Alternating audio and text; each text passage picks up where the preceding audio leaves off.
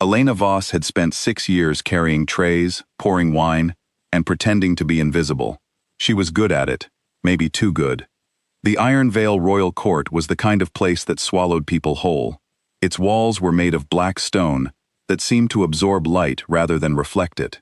Its chandeliers held 1,000 candles that burned without flickering, as if even the fire knew better than to misbehave here. 7 thrones sat at the far end of the Great Hall, each one belonging to an Alpha King from one of the 7 wolf kingdoms. Tonight, all 7 thrones were occupied. Tonight was the convergence. It happened once every 100 years, when the blood moon rose full and red over the Iron Vale Mountains. Ancient wolf law said that the moon revealed fated bonds between royals during this ceremony. Connections written into the soul before birth, impossible to fake, impossible to ignore. The entire court had been preparing for weeks. Nobles wore their finest. Guards stood straighter than usual. Everyone wanted to witness history. Elena just wanted to get through her shift without dropping anything. She moved along the edge of the hall with a silver tray balanced in one hand, her silver-streaked dark hair pinned back, her gray eyes scanning the room the way she always did, quietly, carefully, recording everything and reacting to nothing.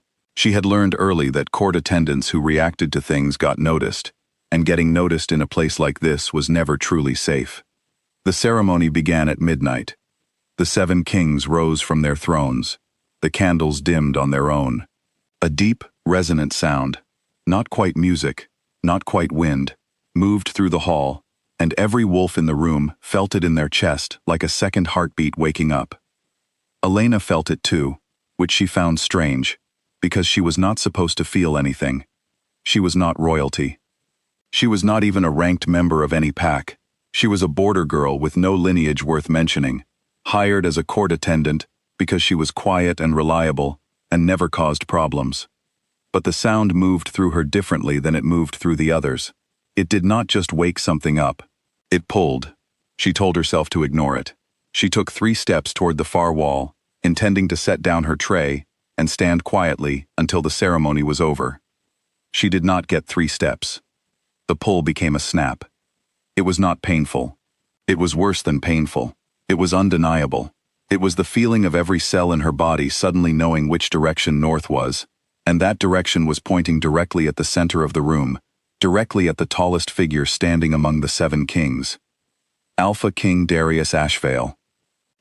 He felt it at the same moment she did. She knew because he turned, not slowly, not with confusion. He turned the way a man turns when someone calls his name in a language only he can hear, with certainty and without question. His eyes found hers across 200 feet of crowded hall. The entire room noticed. A bond snap between 2 people was visible to other wolves, not as light or sound, but as a shift in the air, like the moment before lightning strikes when everything goes very still. Every noble, every guard, every king in that hall felt the stillness. Then came the whispers. Darius walked toward her. The crowd parted without being asked. He was tall and coldly handsome, with the kind of face that had learned to show nothing, and he moved with the particular confidence of someone who had never in his life been told no, and believed it. He stopped in front of Elena. He looked at her, the way someone looks at a problem they are trying to calculate. Then he spoke, loud enough for the entire hall to hear. "I acknowledge the bond," he said, "and I reject it." He delivered the words without cruelty and without apology, the way one might announce a minor political decision. His reasoning followed immediately, spoken to the court more than to her. She was unranked. She was unbonded. She had no pack, no lineage, no standing. A king could not take a mate who brought nothing to the alliance. It was not personal. It was simply the way things were. The court exhaled. A few nobles near the back actually smiled with relief, because the alternative, their alpha king bonded to a serving girl, would have caused the kind of chaos that disrupted careers. Everyone waited for Elena to cry, or bow, or quietly disappear. Elena set her tray down on the nearest table. She straightened up. She looked at Darius Ashvale directly, which was itself something most people in that hall would not have done. "I acknowledge the bond," she said. Her voice was calm and clear. "And I reject it as well." She paused just long enough for the words to land. "We are agreed then. I release you, Alpha King."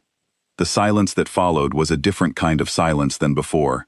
The first silence had been surprise.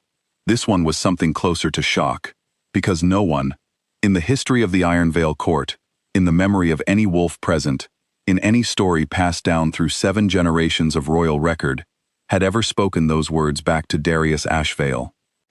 He stared at her. She held his gaze without flinching, and then the second snap happened. It came from the left side of the hall, near the row of thrones belonging to the visiting kings. It was stronger than the first, not louder, but deeper, the way a sound can be felt in the floor rather than heard in the ears.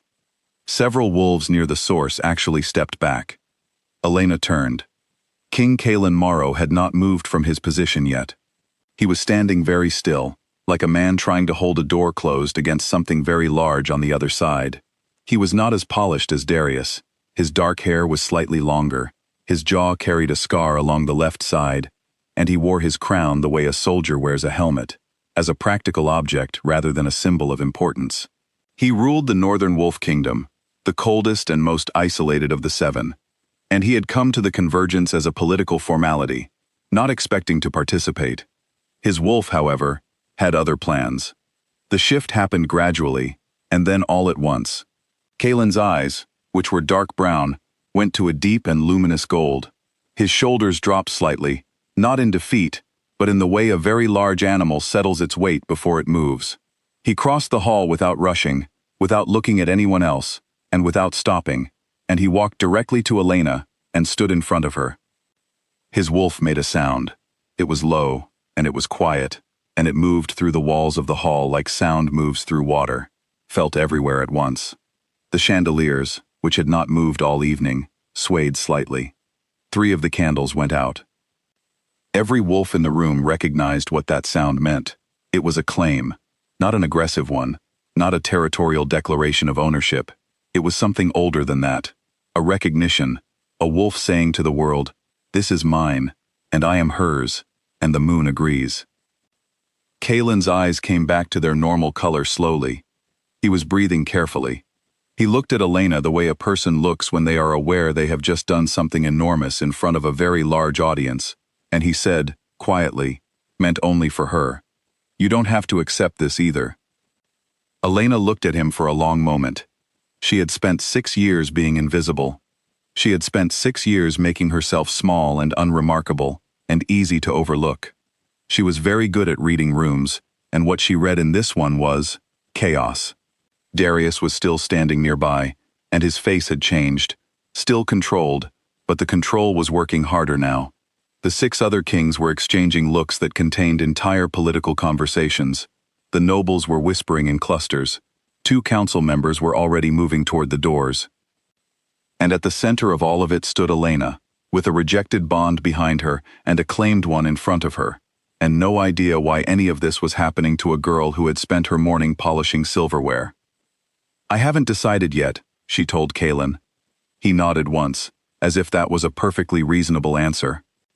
It probably was. The next 3 days were the strangest of Elena's life.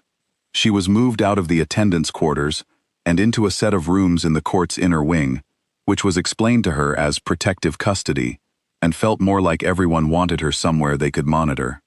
A council of elders arrived from the Eastern Territories and spent 4 hours asking her questions about her family, her parents, and how far back she could trace her bloodline. Not very far, she told them.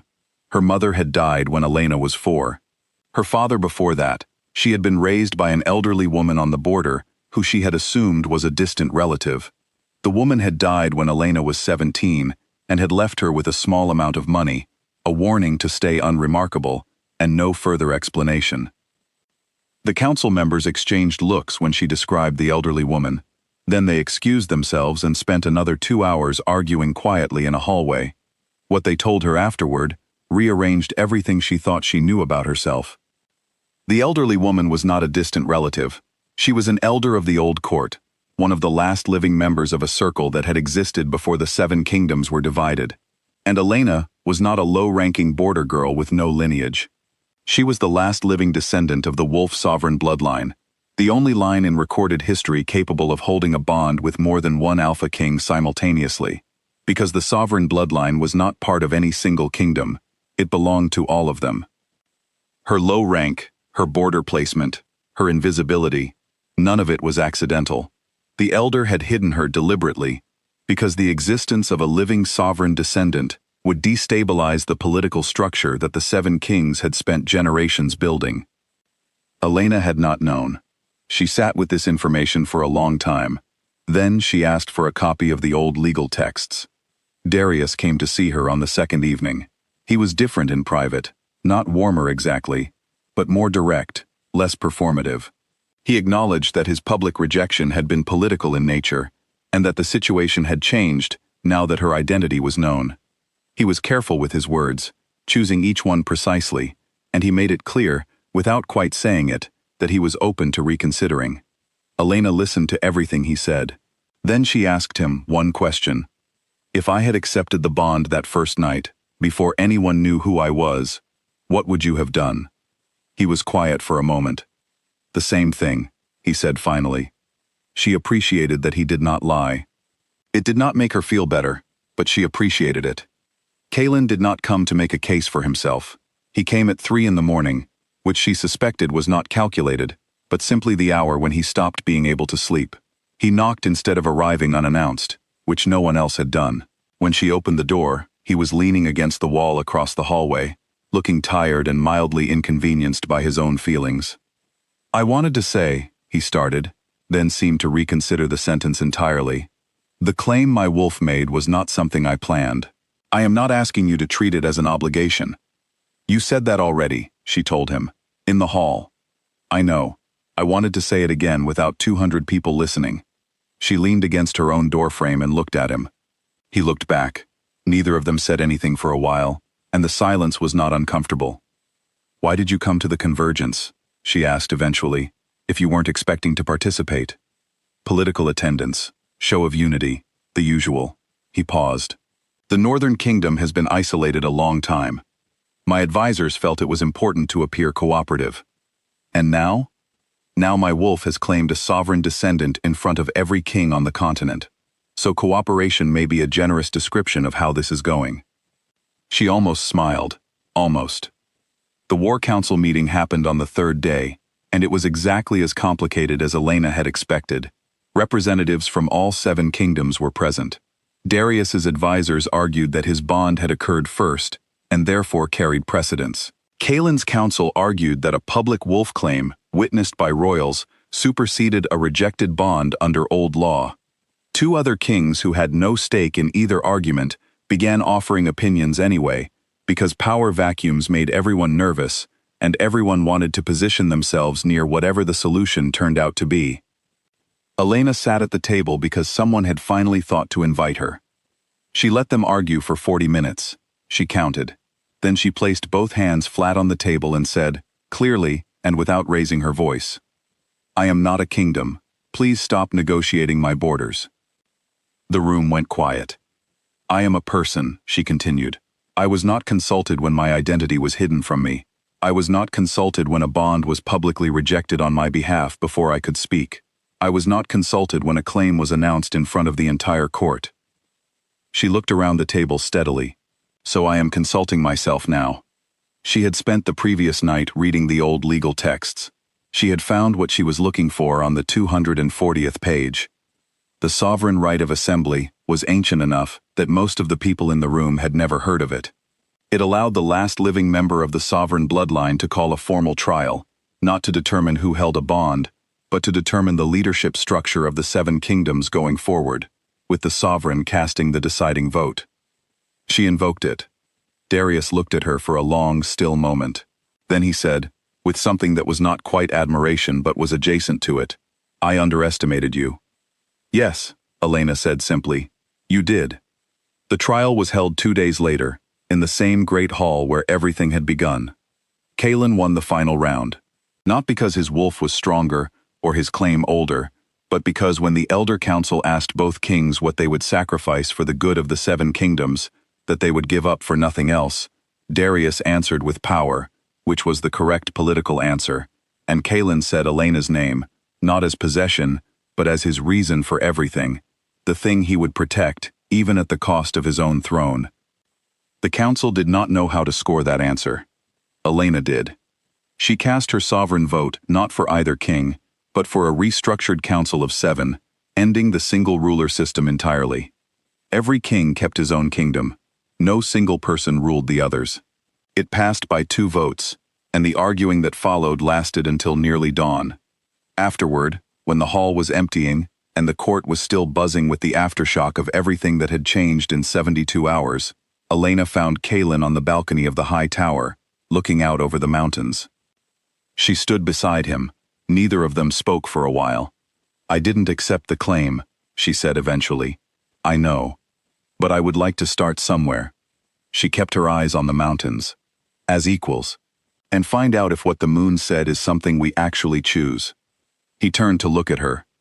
"Yes," he said, before she finished the sentence, like the answer had been ready long before the question.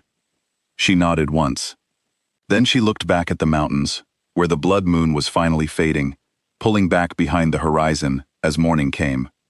For the first time in a very long time, Elena Voss did not feel the need to be invisible. She felt exactly like where she was supposed to be,